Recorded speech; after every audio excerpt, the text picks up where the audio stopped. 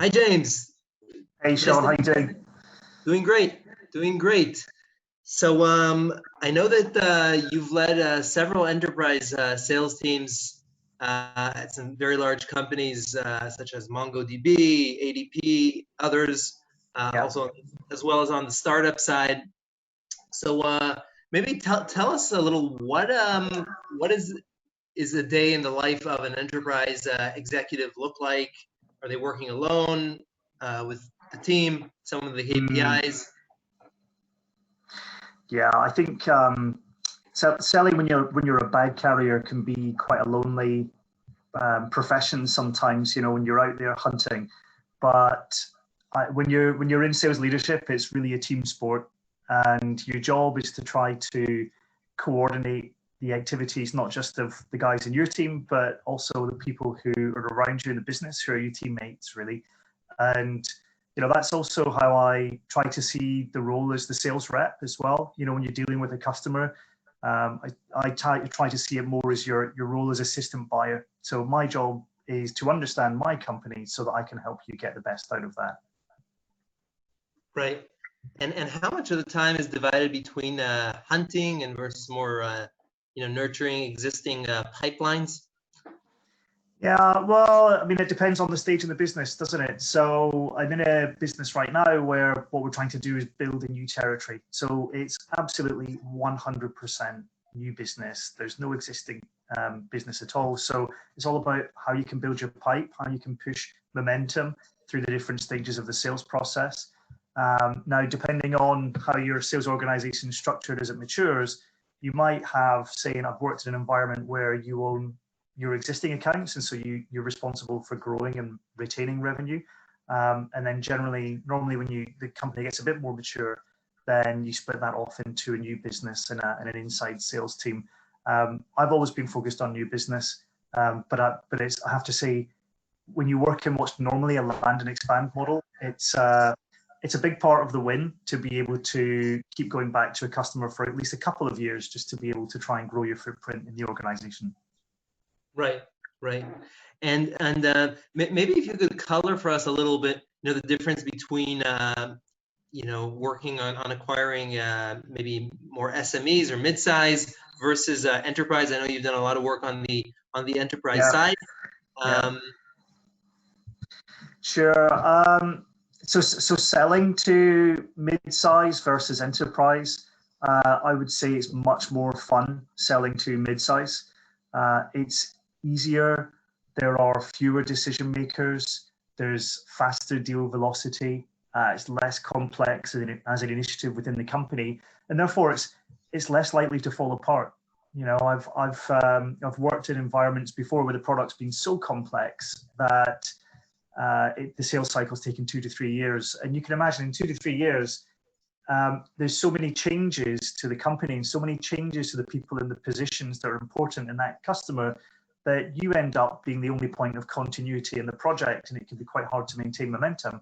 On the upside, when you make the sale, then it's normally worth more than your whole year's target, and there's a great reward there.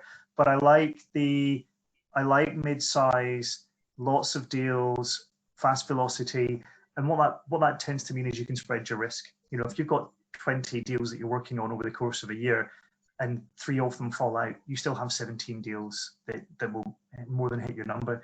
If you're working on just 2 or 3 very, very large deals, the risk is that you walk away at the end of the year with nothing, and that's a really hard one to explain.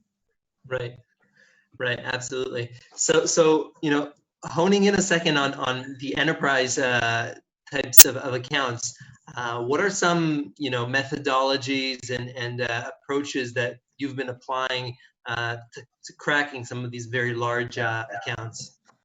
Well, historically, I would say spin selling is the core of just about every business sales methodology there is. And I've been trained and I've learned about a lot through my own reading. I do like spin selling, like challenger sale, customer-centric selling. If you look at software sales today, there's a real dominance from the force management methodology around command of the message. What's your situation right now? Stand in the future, where do you want to be? And then what do you need to get there? But again, it's very, very similar to spin selling. The other thing that tends to go hand in hand with that is the qualification methodology. So it's known as well, it can be known as MEDDIC. It's often known as MEDDPIC as well, if you want to insert another couple of letters into the acronym. And I think that's a really good way of, it's almost like having another set of eyes on your deal, kind of holds you accountable. So sometimes it's really easy to get a bit too in love with your deal, a bit too enthusiastic because you had a good meeting with someone. And it's great to have someone within your business who sits down with the MEDDPIC checklist and just really walks you through whether you've identified all these things and where your vulnerabilities are in the deal. And therefore it uncovers where you should be focusing your energies on to try and de-risk your sales cycle. Right. And has this process changed any in the last 10, 15 years of you being in sales? Yeah, I think that the command of the message and the MEDDPIC framework have really taken a stronghold on the industry. You know, when I started out in software sales, I'd never heard of it. People were very much about spin selling and challenger sale, and MEDDPIC was growing. And there's a whole origin story behind that you can reference about its origins from the 1990s at PTC. These days, I'd say that is absolutely dominant, and it's almost like a qualification now on your CV or on your resume. So for me, having the MEDDPIC, the command of the message, force management experience is like having an MBA on my sales CV. I know that recruiters will understand that they'll have a brief to look for someone with those skills, and they will filter on that basis. Right. And honing, drilling in a little further to MEDDPIC. So when you're looking at some of these very large enterprises, what's your approach to mapping? Does it play any importance? How do you do it? Yeah, absolutely. So if you take a step back and try to understand where mapping comes in. So, I'm going to start off at the beginning of the year with an objective of what I want to achieve in terms of ARR from my territory. So you need to understand your territory, and you need to understand where you're most likely to make quick wins. So who's most likely to buy, who's your kind of normal target market. Really try and split your territory into tiers. So like a tier 1 where you'll spend half your time, tier 2 where you'll spend maybe a third of your time, and then tier 3, which is just kind of like, you'll email them, but you won't really make much of an effort to sell to them, and you're placing your bets on where you're going to spend your time. And with your tier 1 accounts, those are the ones that you really expect to do some serious business from. And to do that, in enterprise sales, you're talking about a sales cycle that could be anywhere from 9 to 18 months. So you're talking about complex sales cycles, multiple stakeholders, and you do need to be the one who coordinates the activities of all these different stakeholders in the business. So it's important, one of the first things I do is map out what an organization looks like. Now, I think you're aware already, the way that I do that is manual, or have done that historically was manual. That it's about going to LinkedIn, using Sales Navigator, trying to build up a list of all the key job titles, and then you're piecing it together. I mean, you're literally sitting there at your computer and you're saying to yourself, okay, there's a COO, and there are 5 operations directors, and there are 20 heads of operation. Therefore, there must be 4 heads of operation reporting to a director of operation, and then director of operations report to the COO.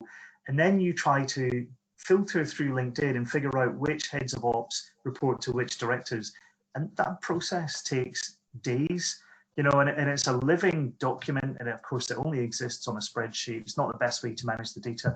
But for us, that's the starting point, because we need to understand the personas of who we're looking to speak to. We need to understand what's important to them and what messages we're going to take to those personas. And then we build a pipeline generation plan around targeting those people. And it's not just how do you get to the COO, because at the starting point, you don't have enough of a valuable message to take to that person. So what you really want to do is get to your directors of operation and start to have meaningful conversations with them where they're probably not the economic buyer, but they're the people who you can start to have meaningful conversations, really open the door. they'll probably sponsor you to go and speak to other people in the business to do some data gathering. And one of them will become your champion. They'll help you build a business case, or you'll help them build a business case, and then you'll take that to your COO. So that's one of the ways we use the org chart. You know, another way would be you have to identify different people in different functions, you know, like procurement, IT, risk. Make sure you're covering your bases. You have to know who you haven't spoken to, because that person could be a risk. They could either be a fan of one of your competitors. They could just be a fan of a competing initiative, because at the end of the day, you're not just competing with other vendors selling the same thing. You're competing with other vendors who are just looking for a share of wallet. So you really have to try and get across the organization. If you can't speak to everyone, you at least have to try to identify them and find out if they're a threat, or if they'll be on side, or how they'll benefit from buying your product. Right. No, super cool. And you mentioned the historic reference of you know, software selling in the 90s with PTC. I'm assuming also Xerox maybe had similar types of methodologies. Yeah. Have these kind of changed in the past, or it's pretty much like these are the enterprises, we map them out, we find the decision makers, and we just go after them? I think there has been a lot of change. The change has been, a lot of it's been around the method. So if you think back to the 90s, you're going back to the days when everything was done in person, or you know, on the phone. You try to book your meetings, and everything was done in person. And what you see today is that there's a whole tech stack that is important to the business-to-business salesperson. So whether that's technology for getting insight into the org chart, or contact data, or your sales automation tools for building your sequences, your dialers. There's so much that goes into that. Your sales collateral, all of these things that make it easier to try to operate at scale, because you know, I think it's a very, very competitive landscape. There's a bit of a technology arms race among sales organizations. And so what you're always looking for is an edge that will make you able to execute better, faster, on a larger scale than the people you're competing with. Right, right. Super. And so you mentioned now you're head of sales at Anjaro, which is a pretty young startup. Yeah. How does that contrast in terms of your sales methodologies, you know, with one of these, you know, more mature organizations like a MongoDB that you work with? Are you just doing the same processes, just with kind of less headcount? No, definitely not. So Mongo had a lot of resource behind it, huge amount of money. And of course, it was an American company that had come to the UK. So by the time it came to the UK, it wasn't just well funded, but across the developer community, it was very well established, very well known. Now, with Anjaro, it's a French company which has come to the UK as its second territory. We have about 50 employees in total, and 5 of those are in the UK. We are really evangelizing a new way of working. It's not so much the technology. I mean, the technology's it's actually quite simple and it's easy to understand. It's an Uber-style marketplace for finding people to fill jobs when you have shift vacancies. So conceptually, that's very, very easy to understand. The big thing that we are evangelizing is the change. You know, helping managers and employees understand that there's a different way that they could be doing things that will actually help everyone on both sides of that marketplace, because managers will find more staff, they can reduce their temp agency spend, they'll find more productive staff as well because they'll be trained. And at the same time, the workers will get access to more shifts, because the number one reason for leaving, say, like a shift type job is because you're not earning enough money. So they'll earn more money, they reduce employee turnover as well. And so, you know, our job is just to try and take that message out to the market. Now, our target market don't really know us in the UK. Even in the companies who are existing customers in France, what you find is that you tend to be quite siloed, and we're having to open up new conversations with their UK counterparts. And of course, it's those silos, those kind of Chinese walls inside the business that we're trying to overcome by giving everyone visibility around the business of who's available to do this work. Right. Cool. So definitely a change of perspective for you. So maybe just 3 quick questions. To wrap up. So you've been in sales for many years. What's a favorite sales book for you? You know, I'll give you two. So there's one that I read at the very beginning of my sales career. It was Zig Ziglar's Secrets of Closing the Sale. Nice. I used to listen to his audio tapes when audio tapes were a thing, in the car on the way to and from work. And he had a very, very good manner of breaking down selling and just helping you understand about the need for empathy. And then the other one, which comes at a completely different angle, is Influence by Robert Cialdini. And I would say, you know, you have to understand sales as being at the very, very explicit end of a spectrum of psychology and persuasion. And you can think of things like NLP and hypnosis as being kind of at the other end, where they're much less explicit. And so Cialdini helps people I think he helps tell the story of how people are persuaded by things that aren't necessarily just about creating logical arguments. It just helps you understand human behavior. Right. Yeah, definitely key when you're doing sales.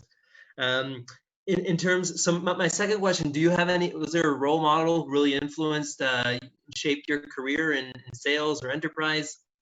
Yeah, I think, you know, my uncle had never had a job. He's always, he grew up in poverty, and he's always had his own business. And every time that some kind of business opportunities come to an end, he's just come up with something new. And, you know, he's been very, very successful, multi-millionaire. But all of it has just been from no formal education, just coming up with ideas and then backing himself, you know, just saying, right, I'm going to do this. And so I've seen him once or twice try to get a job when he was kind of out of ideas, and he just couldn't understand the working environment. You know, when he saw an employment contract, and he just thought, how can anyone ever sign up to this? And that's about the closest he ever got to taking a job. So he was a great role model. Inspiring. Is there one thing you wished your 20-year-old self knew when you were just getting started?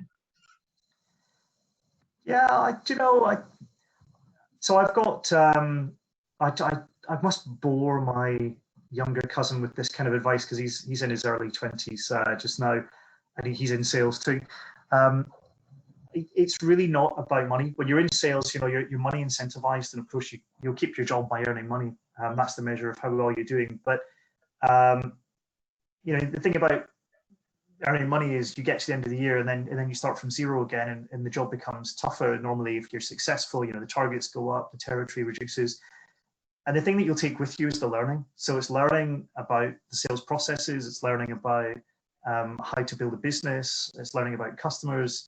And that's the kind of value that you can take forward in your career, not just into your next sales role, but potentially into, well, leadership, and then building your own business. And I think that, you know, I see a lot of people who, they're a bit nervous, especially about selling. People can be uncomfortable, but I think that, like my uncle, you have to be willing to back yourself. And if you just say, like, I'm going to take on this challenge, then you'll give it your best shot. You know, like the first time you have a kid, we've got 3 kids, you don't do any training, you don't get any qualifications, but you have a child, and somehow you learn parenting, and hopefully you get pretty good at it. And then the last thing I would say is try to do something you enjoy, because if you do something you enjoy and you get good at it, then you'll want to keep doing it, and you'll keep getting better at it. Whereas if you're doing something that you don't enjoy, or if you work in just a company where the culture is making you miserable, then the best thing you can do is leave and find somewhere where it's a good fit for you, because you want to go somewhere that's going to give you positive feedback. Right. Super. Fantastic, James. Well, thanks for the prism on enterprise selling. Definitely learned a lot, and looking forward to continue this another time. Great. Thanks, Sean. Cheers. Thank you. Thank you, James.